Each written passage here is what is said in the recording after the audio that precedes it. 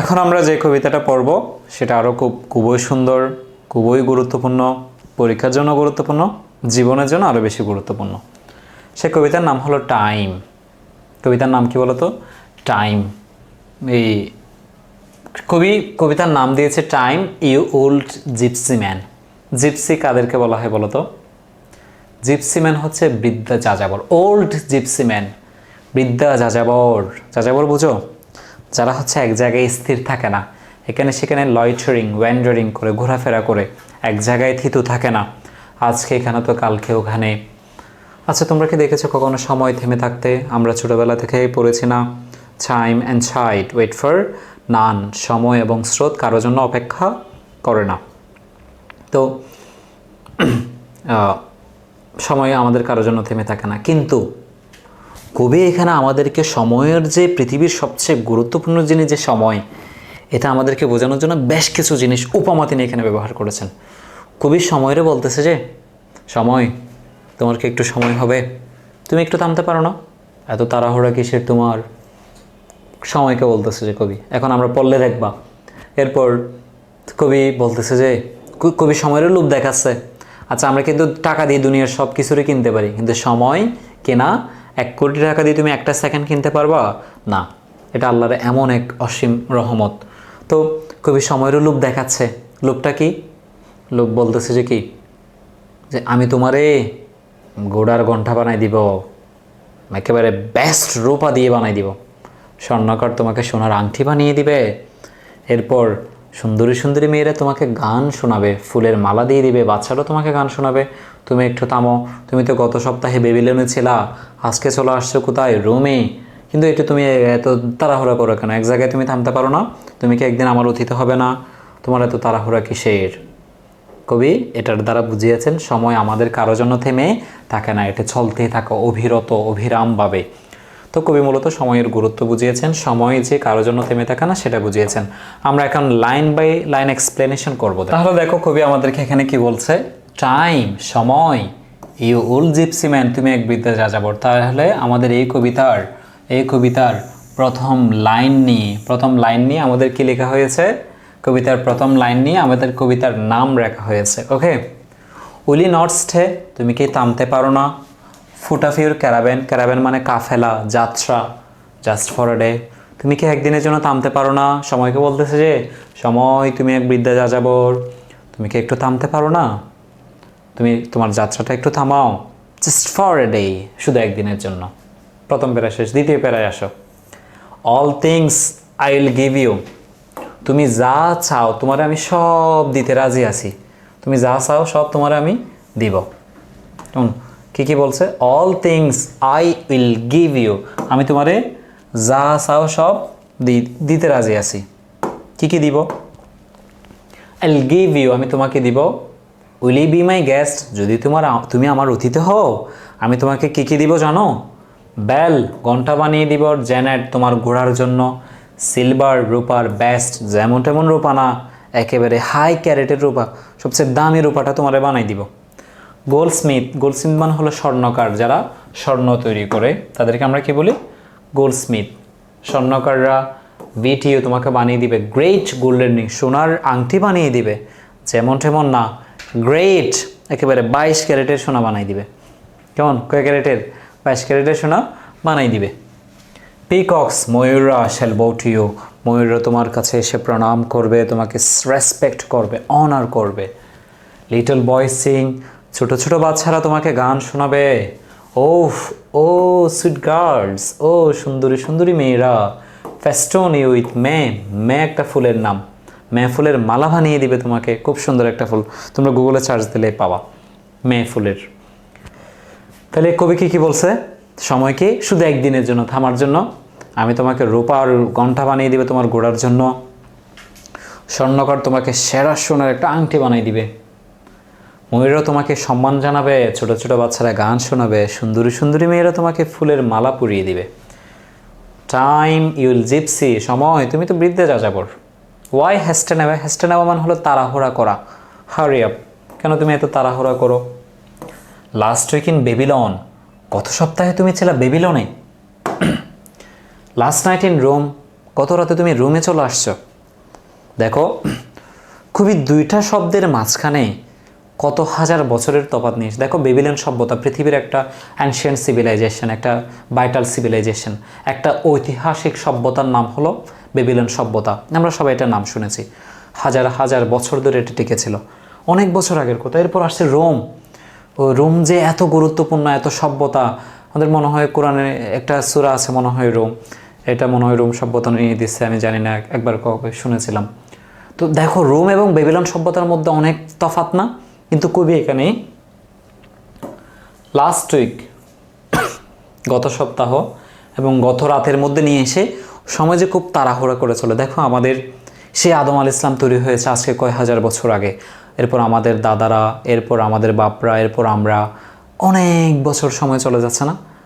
সময় কি কাউকে রক্ষা করেছে? কারোর জন্য থেমেছে? কোনো মন্ত্রীর জন্য, পৃথিবীর কারোর জন্য না। কবি এখানে জিনিসগুলো বলেছেন। বেবিলনে ছিল, কালকে রোমে চলে আসছো, সকালে দেখি ইন দ্য ক্রাশ, মানুষের জ্যামের মধ্যে, ক্রাশ ভিড়ের মধ্যে তুমি চলে আসছো। সকালে ফলসের ডোম মন্দিরে গির্জায় চলে আসছো ফলের, আবার দেখি ফলসের ডায়ালে। তাহলে কবি এখানে 4টা স্থানের কথা বলেছে। এটা তোমাদের প্রশ্নে আসতে পারে। কোথায়? প্রশ্নে। তাহলে কয়টা কথা কবি এখানে জিপসি ম্যান কবিতায় উল্লেখ করেছেন? 4টা। বেবিলন, রোম, ফলস ডোম, ফলের গির্জায়, ফলস ডায়াল, ফলের গুড়িতে। আরেকটা এটা বলতে পারো মর্নিং ইন দ্য ক্রাশ, সকালে যেখানে বেশি মানুষ থাকে, সে মানুষের ভিড়ে তোমরা কী করো? চলো আসো। ইউ টাইটেন ইউর রেইন, তুমি শক্ত করে ধরে থাকো। অনলি এ মোমেন্ট, একটা মুহূর্ত। অ্যান্ড ওয়াফ ওয়ান্স এগেইন, শুধু একবার। আফটার সাম সিটি, একটা শহরে তুমি আঁকড়ে থাকো। নাও ব্লাইন্ড, অন্ধের মতো। ইন দ্য ওম, ওম মানে হচ্ছে মায়ের গর্ভ। কবি কি বলছে জানো? সময় রে বলছে তুমি একটু করে দাঁড়া থাকো এক জায়গায়। যেভাবে আমরা মায়ের গর্ভের মধ্যে এক জায়গায় স্থির থাকতাম, আচ্ছা আমরা মায়ের গর্ভে কি হাঁটা চলা করতে পারছি এক জায়গা থেকে? এখান থেকে কি ঢাকা শহরে যাইতে পারছি কোথাও? না। বলছে ও মায়ের গর্ভে যেভাবে তুমি অন্ধের মতো ছিলাম আমরা, তুমি ঠিক সেভাবে একটু একটা শহরে স্থির হয়ে থাকো। হ্যাঁ আচ্ছা, এরকম কি সম্ভব? কবি এখানে তাকে ইচ্ছা পোষণ করতেছে সময়কে। তুমি মায়ের গর্ভে যেভাবে অন্ধ হয়ে থাকি, আমরা ঠিক সেভাবে থাকি। প্রথম 4টা লাইন কবি আবার রিপিট করেছে, রিদম মিলাতে, তাল মিলাতে। টাইম ইউল জিপসি ম্যান, সময় তুমি বৃদ্ধা যাযাবর। উইল নট স্টে, তুমি কি থামবে না?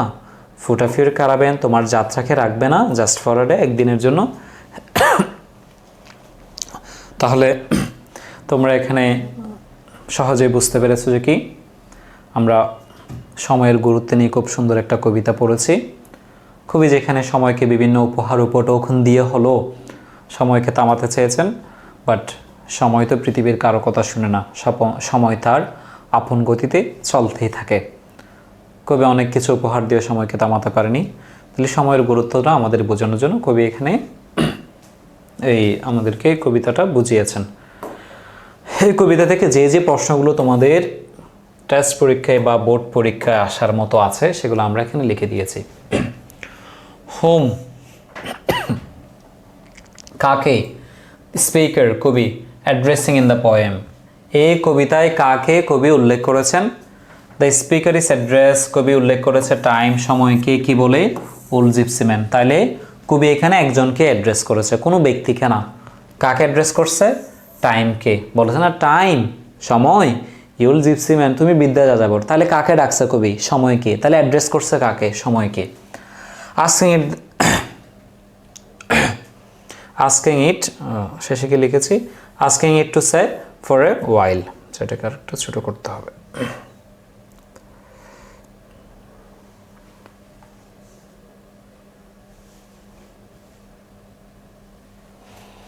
ওকে, কি বলছে বলো?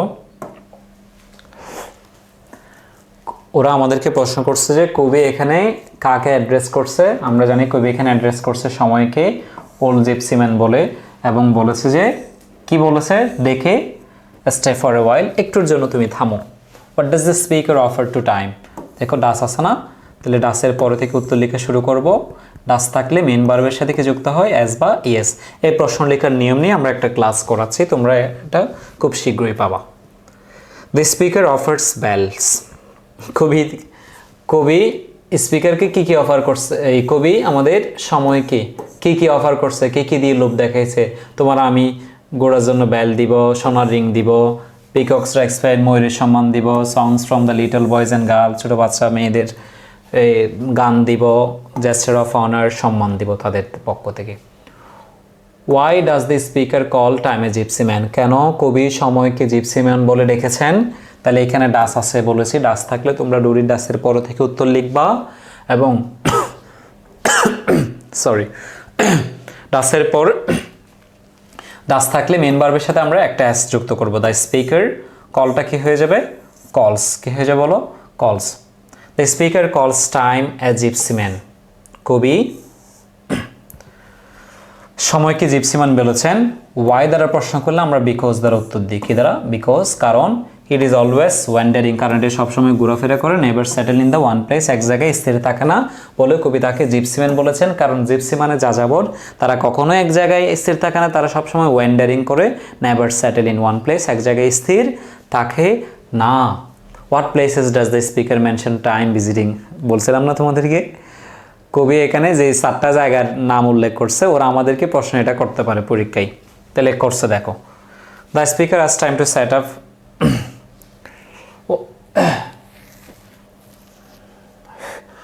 হোয়াট প্লেসেস, কী কী জায়গাগুলো ডাজ দ্য স্পিকার কবি মেনশন করছে। কবি এখানে মেনশন করছে Babylon, Rome, under Paul's dome, ফলের গির্জায়, অ্যান্ড ডায়াল, গুরিতে। কেমন? এগুলো আমি তোমাদেরকে কবিতা পড়ানোর সময় বলছিলাম যে এগুলো আসতে পারে। What does the speaker আক্স time to do with its caravan?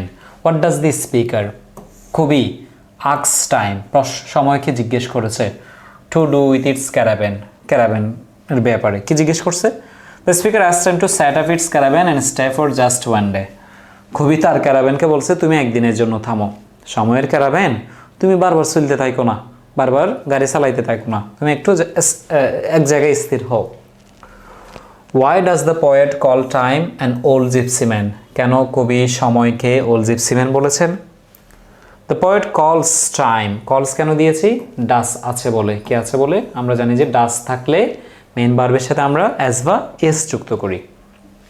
The poet কলটা কলস করেছি because like a gypsy time is always moving. Gypsy যাযাবরদের মতো টাইম সবসময় মুভিং, টাইম সবসময় চলতে থাকে, নেভার স্যাটেল স্থির থাকে না, ওয়ান প্লেস। কেমন? তাহলে এই প্রশ্নগুলো তোমরা অবশ্যই পড়ে ফেলবা, স্ক্রিনশট নিয়ে হোক বা আমাদের কাছ থেকে পিডিএফ নিয়ে হোক। ওকে।